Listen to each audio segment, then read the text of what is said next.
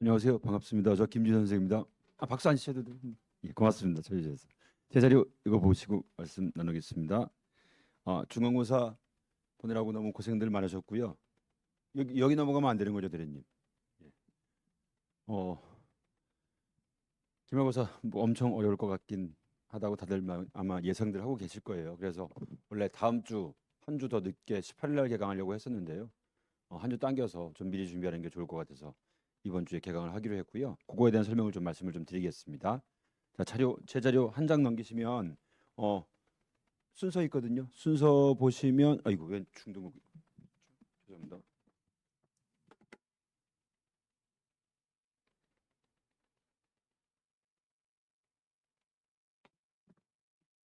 순서 보시면 들켰네요. 자료가 똑같은 거.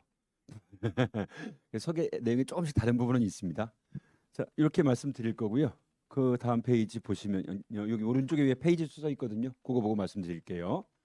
출제 경향 먼저 말씀을 드리면 첫 번째 고3 수능 무기기출 문제 어려운 문제 휴문고에서 나올 때가 있고 안 나올 때가 있어요. 근데 휴문고 문제 스타일이 어떠냐고 물어보시는 경우가 많고 학생들도 많이 물어보는데요. 사실 없어요. 어떤 때는 선생님께서 고3 문제 엄청나게 내시고요. 어떤 때는 고3 문제 진짜 어려운 아, 사실 그 물리하고 화학에서는 18, 19, 20번이 안 나오거든요. 휴문고라고 해도요. 물리하고 화학에서는 보통 한 15, 16번 정도까지 나오고요. 생명과학, 지구과학은 20번도 나옵니다. 근데 그런 것들로 를 내시기도 하고 어떤 때는 중상 난이도의 문제를 한 5개쯤 배치하셔서 그거 가지고 난이도 조절을 하시기도 하고 어떤 때는 고사 문제를 하나도 안 내시고 거의 그냥 지엽적인 교과서에 있는 걸 내시기도 하고 해서 사실 휴문고의 출제 경향은 없어요. 그걸 다 준비해야 됩니다. 그래서 저희가 되게 많이 숙제도 좀 많이 내주는 편이고 그런 것들을 준비하게 되거든요. 첫 번째 요런 경우에는 뭘로 준비하냐면요. 통합과학과 연계되는 물화생 지원의 고3 어려운 문제들이 종종 출제가 되고요. 대부분 고3 수능 모의기출 및 고3 수능 특강 수능 완성해서 보기를 바꿔서 내시는데요. 음, 말씀드렸듯이 최상 난이도 문제 한두 개가 출제가 되기도 하고 중상 난이도 문제가 여러 개가 배치되기도 합니다. 그렇게 되고 이런 게 이제 특히 중상 난이도 문제가 앞에 1번부터 5번까지 배치가 되면 학생들이 문제를 풀다가 공부가 많이 되어 있지 않은 경우에는 처음에 막 손 떨리고 긴장하고 그래서 5문제 그렇게 풀잖아요. 그렇게 되면 뒤에 가면 또 알던 걸 또 틀려요. 알던 거. 쉬운 문제도 또 틀릴 수도 있거든요. 그러니까 엄마 나는 왜 이렇게 실수를 잘하지? 우리 아들은 왜 이렇게 실수를 잘하지? 이렇게 말씀 많이 물어보시거든요. 제가 이제 지켜본 바에 따르면 크게 두 가지 유형이 있는데요. 첫 번째는 실수 유전자가 있어요. 엄마 아빠 중에서 누군가가 그러실 수 있어요. 저 학교 다닐 때 학교 정거장을 5번 나가본 적이 있거든요. 5번 그러니까 숙제를 놓고 하고 대학교 때요. 가서 다시 또 손에 들고 있던 걸 또 다시 놓고서 또 다시 왔다 갔다 한 5번 왔다 갔다 하다가 결국은 그날 학교를 안 갔는데요. 대학교 대학교는 그래도 되잖아요. 아무튼 그렇게 유전자가 분명히 있더라고요. 저희 아들들도 받았더라고요. 근데 그런 게 하나 있고요. 두 번째는 공부 의향이 충분치 않으면 공부를 우리가 100점 받고 싶다고 100 하면 안 되는 건 다들 아시겠지만 120 하면 안 돼요. 휴문고는요. 150 해야 되거든요. 뭐가 나올지 알 수 없으니까요. 뭐 이런 게 막 나올 수도 있으니까요. 그래서 이 공부를 여유 있게 공부를 하지 않으면 실수를 많이 합니다. 어, 지금 우리 아이들한테 중1 때 배웠던 그 중1 때 봤던 그 시험지 수학이나 과학 시험지를 주면 아이들이 이거 함정 다 잡아내고 다 실수 안 할 거잖아요. 그거에 대한 건 이제 여유가 생겼으니까 그런 거거든요. 시험지 받았을 때 여유가 생길 정도로 공부를 많이 해야 되거든요. 그렇게 되면 두 가지 다 해결할 수 있어요. 엄마 아빠한테 받은 유전자를 받았어도 실수 안 할 수 있고요. 그리고 공부 양이 적어서 한 실수도 다 커버가 될 수 있습니다. 그래서 숙제를 제가 좀 많이 내주는 편인데요. 그런 것들을 좀 선생님 왜 자꾸 비슷한 문제가 반복돼요? 원래 그래야 돼요. 그래야지 김연아 선수가 트리플 악셀 하기 위해서 사실 몇 번을 반복을 했겠어요. 그걸 그 대회에서 한 번 하기 위해서 그런 것들 자꾸 반복을 해야 되거든요. 그거를 이제 그래서 이런 게 앞에 배치가 되면 학생들이 실수를 되게 잘합니다. 그런 시험인 경우에는요. 그리고 고1 학생들이 물리화학 이 고3 문제들을 풀려면 정말 많이 힘들거든요. 연습이 좀 필요한데요. 그래서 저희가 1, 2회차에 어려운 물리화학을 먼저 수업을 수업을 하게 되고요. 그리고 쉬운 문제를 시작으로 매주 스텝 바이 스텝 처음부터 고3 문제를 주지는 않습니다. 조금씩 어려워지는 문제들을 주고 고3 문제도 복수 문제에서 매주 연습 문제 프린트가 한 개씩 나가는데 거기서도 점점점 어려운 문제를 제가 제시를 해주게 되고요. 그리고 전 사실 이거 제일 중요하다고 생각하는데 마지막 말씀드리 여기 써놓은 게 복수 문제 프린트 해설지를 평가원이나 교육청 EBS 해설은 고3용 해설이거든요. 사실은 고3들도 이 해설 보고 이해 못하는 경우도 많이 있어요. 선생님들이 되게 좀 간단하게 쓰시고 그런 경우도 꽤 있거든요. 그래서 그거를 제가 학생들이 이해할 수 있는 거 다 바꾸지는 않습니다. 어려운 문제들은 바꿔 놓습니다. 그래서 보시면 거기는 없는 자료에는 없는데요. 이게 우리 교재에 있는 이론편이거든요. 이론편에 얘들아 운동량 충격량 있잖아. 일단 일방적인 충격의 개선 문제가 있고 상호 충돌의 개선 문제가 있는데 사실 교육 과정은 일방적인 충격까지만 나오는데 이번 시문고에서는 아마 상호 충돌까지 나올 거예요. 그게 원래 물리2에 나오는 건데요. 그게 간단하게 나올 수 있거든요. 거기까지 수업을 하게 될 건데요. 일단 일반적인 충격인 경우에는 얘들아 그래프가 있나 먼저 볼래? 그래프가 있으면 그래프가 의미하는 값을 찾고 없으면 넘어가 공식을 써놓고 문제에서 원하는 값을 찾고 꼭 공식 써야 된다. 그리고 문제에서 뭘 물어봤는지 동그라미 치고 그리고 얘는 방향이 좀 중요한 편이라서 방향은 원래 물리원 벡터에서 배우긴 하지만 방향에 주의해야 되기 때문에 괄호를 치고 꼭 문제를 풀자라고 얘기를 해준 다음에 물론 수업 시간에도 문제를 풀어줍니다. 풀어주고 연수 문제에 가면 뒤에 다 이렇게 제가 해설을 다 바꿔놔요. 뭐 교육청 문제건 평가원 문제건 고1 문제건 고3 문제건 간에 다 수업 시간에 해준 대로 바꿔놓거든요. 이 파란 네모 박스 빨간 건 없어요. 이거 제가 친 거고요. 일단 해설 보면 이렇게 공식을 썼잖아요. 그리고 제가 아까 앞에서 했던 대로 순서가 뭐였었죠? 공식 먼저 쓴 다음에 그리고 문제에서 어떤 값을 물어봤는지 찾으라고 했었죠. 그래서 이렇게 I를 물어보면 문제야, V를 물어보면 문제야. 이게 문제 풀이가 케이스 바이 케이스 다르게 더 빨리 풀 수 있는 경우도 있어요. 이거는 사실 이렇게 푸는 게 제일 빠르긴 한데요. 어떤 경우에는 좀 더 빠르게 풀 수 있는 방법들이 있는 문제들도 있지만 그것들을 그렇게 해설을 해놓지 않고 그렇게 되면 운동량, 충격량만 해도 5가지의 문제 풀이를 아이들이 또 따로 배워야 되고 익혀야 되고 하는 거거든요. 그러니까 이 한 가지 풀이 방법으로 일단 써놓은 다음에 문제에서 뭘 물어봤는지 아마 문제에서 뭘 물어본 건 거의 맨 뒤에 있을 거야. 그거 찾아서 동그라미 치고 풀어나가면 된다라고 해서 이거를 매주 반복을 시키는 거죠. 해설지를 다 바꿔놓고요. 그리고 이번 시험에 원래 작년 같은 경우에는 이게 이렇게 중간고사에 들어갔었는데요. 이번엔 이렇게 기말고사에 들어가거든요. 혹시 그런 거 기억나시나요? 그 책상 위에 아주 바닥 위에 책상이 있고 책 위에 책이 있고 그래서 막 작용만 작용했던 거 되게 그런 거 유형 좀 짜증났던 거 혹시 기억 안 나시나요? 예전에 공부하실 때요. 그런 것들도 제가 정해 주거든요. 문제 풀이를요. 이런 경우에는 학생들이 힘들어하고 그런 것들은 정해 줍니다. 첫 번째 얘들아 문제 종류를 파악해야 돼. 책상과 책이 있어? 그럼 물체의 종류를 파악해야 돼. 지구 책상과 책이 있어? 그럼 책상과 책 2가지가 있는 거야. 물체의 종류는. 두 번째, 각 물체에 작용하는 힘들을 주어 목적어만 이용해서 뭐 중력 이렇게 쓰지 말고 누가 누구를 주어 목적을 이용해서 쓸 때 항상 중력을 먼저 쓰자. 왜냐하면 중력은 작용하지 않는 물체가 없으니까. 항상 중력은 항상 나오거든요. 그리고 그 다음에 중력을 숫자 또는 m를 쓸 수 있으면 쓰고 나머지 힘들도 구할 수 있으면 구해 나가라고 이것도 다 해설을 바꿔놓습니다. 고3 문제들도 다 바꿔놓거든요. 그럼 보면 첫 번째 책상 2가지 물체가 있다. 이렇게 해서 책에 작용하는 힘, 책상에 작용하는 힘 쓰고 그리고 지구가 책을 책상이 책을 주어 목적으로 이렇게 쓰거든요. 이렇게 써가면 되게 편해져요. 정말로 이걸로 풀면 진짜 편해지거든요. 안 헷갈려요.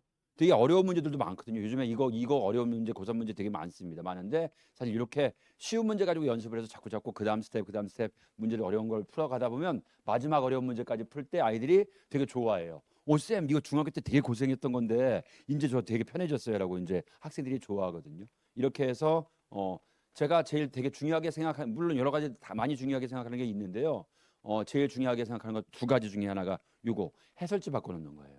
제가 수업을 많이 안 하는 이유가 그 중에 하나가 집에서 이런 거 하고 있습니다. 새로 고3이 모의고사 봤어요? 이번에 수능 특강이 나왔어요? 그럼 일단 추려야 돼요.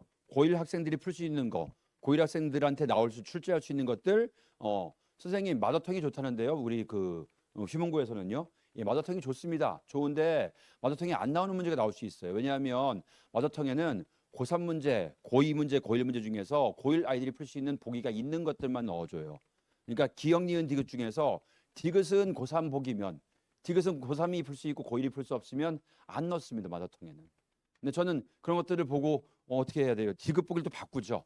고3 문제 중에서 디귿 보기를 아이들이 고1이 풀 수 있게 바꿔서, 왜냐하면 학교에서 그렇게 출제를 하시니까요. 고3 문제 같은 경우에는. 그래서 집에서 그런 거 하고 있어요. 이번에 수능 특강, 올해 수능 완성, 고3 것들, 그리고 모의고사 나오면 그것들 해서 해설지 바꾸고 그 중에서 보기 바꾸고 그냥 그거 제가 합니다. 다른 선생 다른 분 조교를 시키거나 뭘 하고 싶지만 그냥 제가 하는 게 편해서요. 제가 사람 부릴 줄 몰라서요. 그냥 제가 다 합니다. 그래서 제가 수업을 많이 안 하고 있고요. 이렇게 해서 고3 문제 같은 경우에는 이런 방법들 가지고 우리가 저 이제 문제를 풀게 되고요. 두 번째 출제되는 유형은 기본이 되는 일반적인 문제 당연히 나옵니다. 단원에서 요구하는 핵심적인 내용을 확인하는 고1 수준의 일반적인 문제는 항상 출제가 되고요. 기본이 되는 일반적인 문제에 대해서는 다음과 같이 첫 번째, 각 회차 수업에서 설명한 후에 교재 연습 문제로 확인을 하고요. 이것도 이제 복습 문제 가지고 계속 매주 까먹지 않게. 제가 주는 복습 문제는 어려운 문제만 있지는 않습니다. 기본 되는 문제, 고1형 문제들 항상 같이 넣어요. 그래서 1회차에 배운 내용도 끝까지 까먹지 않을 수 있게 같이 넣어줍니다. 어려운 문제들은 점점 스텝 바이 스텝 어려워지고 있고요. 그리고 쉬운 내용들은 매주 반복되어서 같이 나가게 되고요. 세 번째, 이제 교과서에 지엽적인 암기 문제가 있는데요. 교과서 텍스트를 정확히 암기하고 있는지 확인하는 문제나 교과서의 물음들을 이제 문제화해서 출제하시기도 하고요. 교과서를 기반으로 한 문제에 대해서는 다음과 같이 이제 준비를 하게 되는데요. 시험 2주 전에 교과서의 모든 물음을 교사형 지도서 기준으로 정리한 서술형 대비 문제. 서술형 대비 문제가 서술형 안 나오잖아요. 희문고에서. 예, 안 나옵니다. 근데 이 중요한 게 뭐냐면요. 교과서에 생각해 보기, 교과서에 무슨 실험들 그런 것들을 싹 정리한 거거든요. 이게요. 교과서에 있는 모든 것들을 정리한 거기 때문에 이걸 객관식으로 바꿔서 또는 단답형으로 바꿔서 내실 거예요 아마. 그래서 제가 재작년까지는 이 작년부터 휴문고가 단답형으로 바뀌었거든요. 재작년까지는 꼭 써봐라 서술형 문제라고 했었지만 작년부터는 꼭 읽어봐라 하거든요. 거기다 과제장에다가 쓰면 좋지만 쓰기 힘들고 시간이 없으면 2번씩은 꼭 읽어봐야 된다라고 해서 그렇게 준비를 해줍니다. 서술형 대비 문제라고 제목은 되어 있지만 그런 교과서에 있는 그 문제들 물음을 정리한 거고요. 해답의 키워드는 굵은 글씨랑 밑줄로 이제 제가 해설지를 또 따로 그거 정리를 해서 만들었습니다. 단답형 문제만 출제되는 경우에도 읽어보도록 했고요. 그리고 시험 2주 전과 1주 전 이거 2번 하거든요. 시험 교과서 괄호 채우기. 교과서에 이제 괄호를 다 이렇게 채워서 그거 2번 마지막에 2주 동안 2번 동안 나갑니다. 그래서 교과서의 지엽적 암기 문제는 그렇게 대비를 하고요. 다음 실수하기 쉬운 함정 문제 같은 경우에는요. 원리를 정확히 이해하지 못하면 빠지기 쉬운 함정 문제가 자주 나오게 되는데요. 이거는 뭐 거의 매번 나오는 것 같아요. 한두 개씩은. 교과서와 프린트의 지엽적 내용을 이용한 함정 문제 또한 종종 출제가 되고요. 일단 제가 보통 수업할 때는 함정 얘기를 잘 안 해요. 안 하고요. 이제 직보 때 거의 시험 전날 주의사항 가지고 공부가 되어 있는 상태에서 함정을 얘기해야지, 수업할 때 함정을 얘기하면 함정만 갖고 가요. 머릿속에다가. 특이한 내용이야 그러면서 그것만 갖고 가서 진짜 중요한 개념들을 잘 안 갖고 가거든요. 그래서 일단 보통은 원리를 이해하도록 수업 시간에 보통 설명을 하고요. 그리고 시험 전날 주의사항에 보면 얘들아 이렇게 돼 있는데 조심할 건 요거는 되게 아이들이 이렇게 위에는 표만 가르쳐 주잖아요. 그러면 되게 이과적인 감각이 좋은 학생들은 어떤 명제가 나와도 다 맞춰요.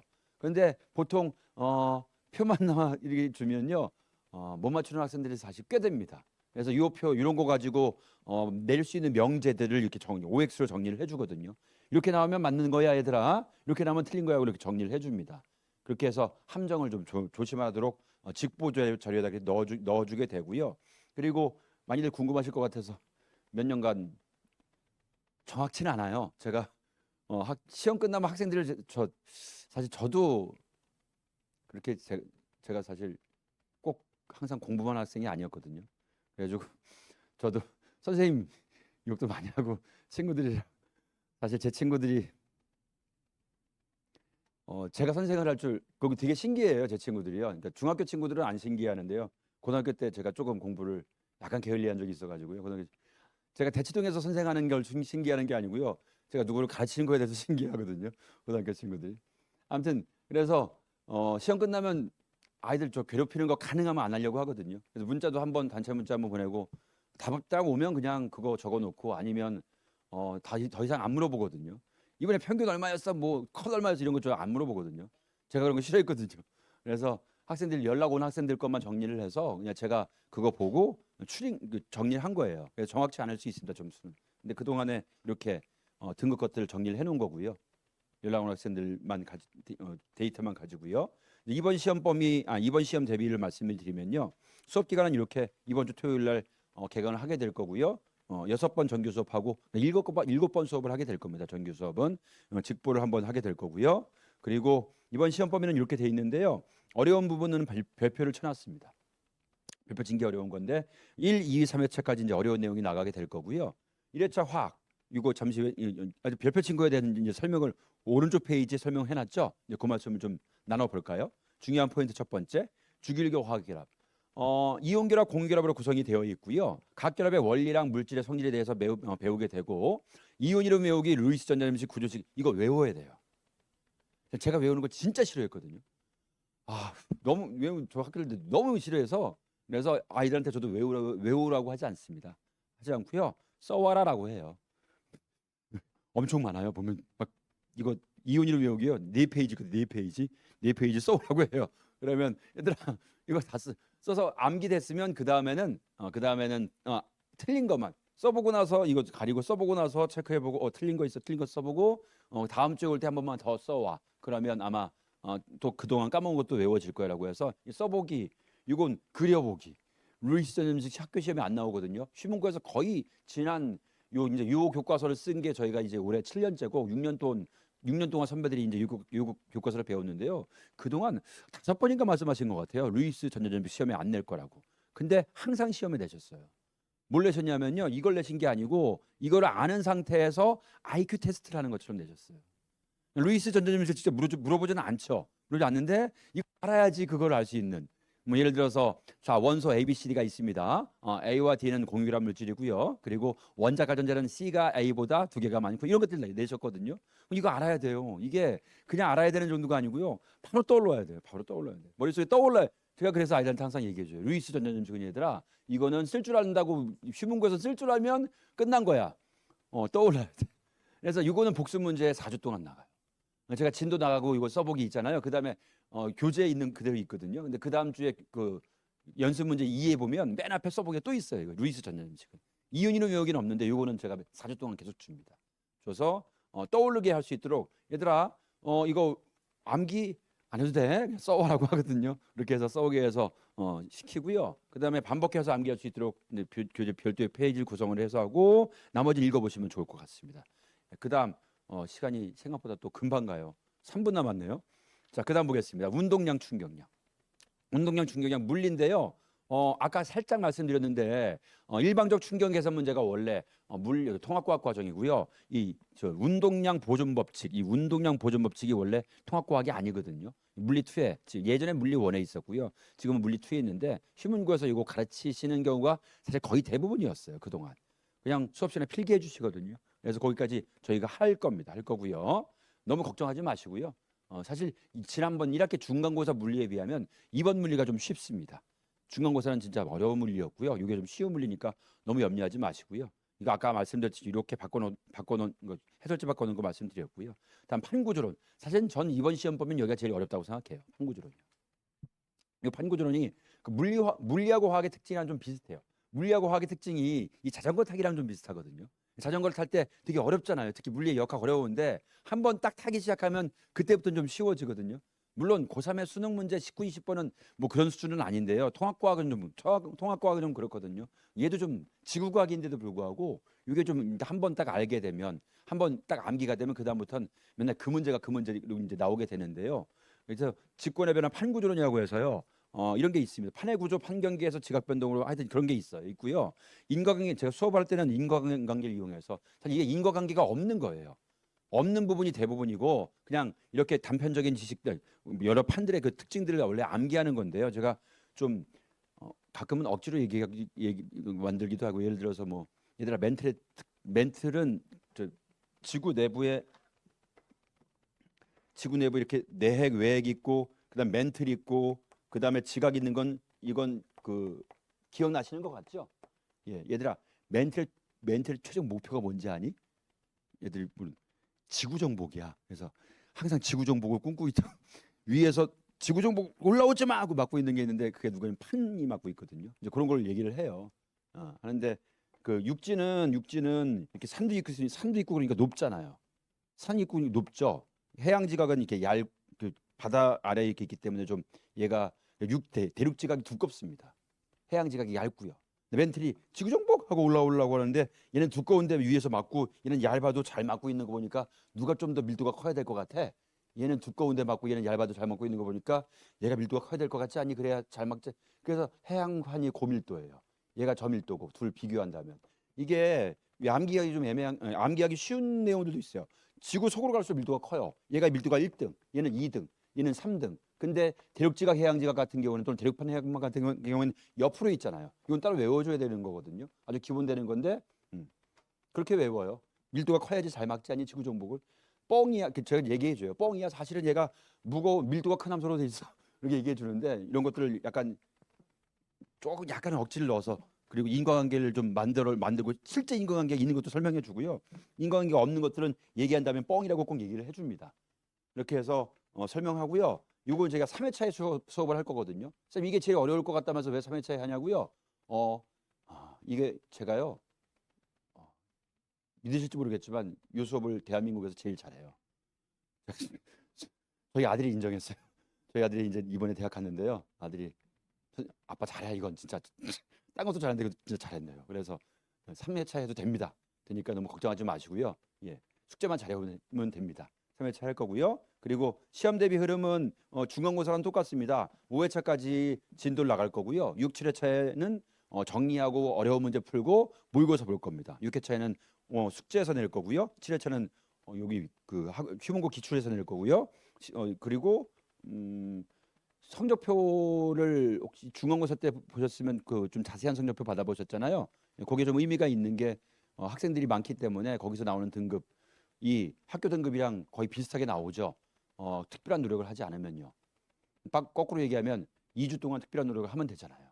그래서 그때 꼭 시험 2주 전에 모의고사를 보게 되고요. 그리고 직보는 아까 잠깐 말씀드렸는데요. 시험 전날 주의사항 프린트를 이용해서 중요한 내용 정리 당연히 합니다. 그리고 함정 문항도 정리를 하게 되고요. 시험 전날 풀어볼 문제는 이거는 새로운 문제 아니에요. 시험 전날에 풀어볼 문제는요. 그동안 풀었던 것 중에서 중요한 것만 모은 거예요. 이거 시험 전날 풀 시간 없어요. 이거 보기도 바쁘거든요. 그래서 시험 전날 풀어볼 문제는 사실 제목을 제가 바꿨어요. 시험 전날까지 풀어볼 문제를 바꾸고 시험 전주 마지막 수업 때 줍니다. 마지막 수업 때 주게 되고요. 이렇게 해서 그거를 이제 표로 정리해 놓은 겁니다. 읽어보시면 좋을 것 같고요. 수업 특징 및 진행도 읽어보시면 좋을 것 같습니다. 제가 15년 진짜 넘게 했거든요. 학교쌤보다 제가 더 오래 했어요. 휘문고 내신을요.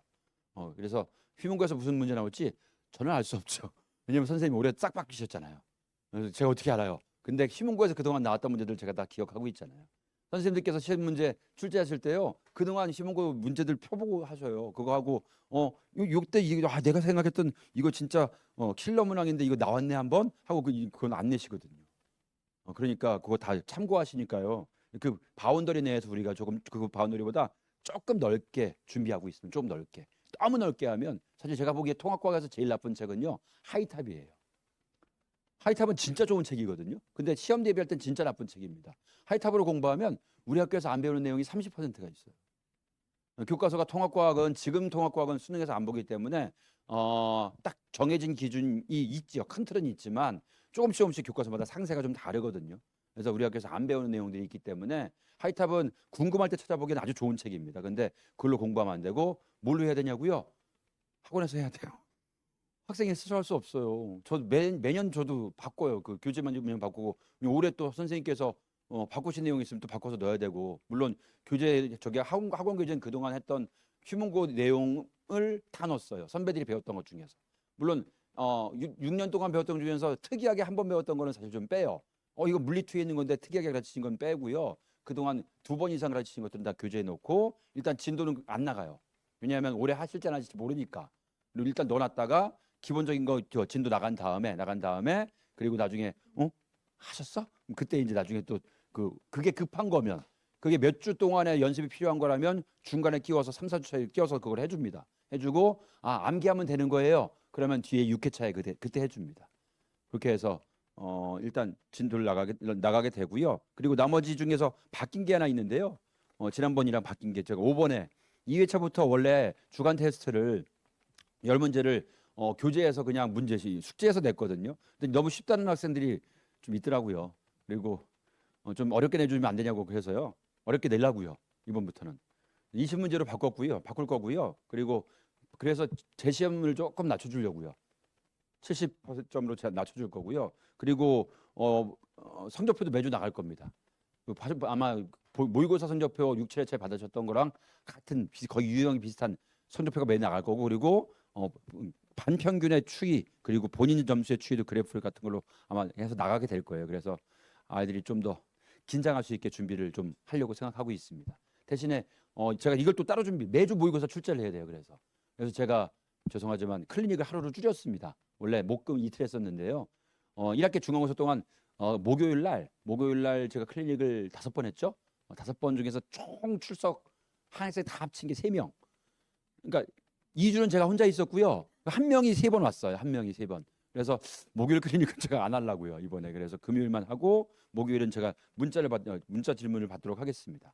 나머지는 지난번이랑 똑같으니까 넘어가도 될 것 같고요. 교재 구성은 뭐 학교별 휴문고, 중등고 따로 하는 건 이미 다 알고 계실 것 같고요. 이번 시험 대비도 2번 수업을 하게 되고 클리닉을 하루를 좀 줄였습니다. 그리고 궁금하신 거 있으면 문항분석 동영상 혹시 보셨나 모르겠는데요. 그거 예전 것들도 다 있으니까 찾아보시면 좋을 것 같고요. 여기 찾기 힘드시면 이거 QR 찍기 진짜 귀찮지 않나요?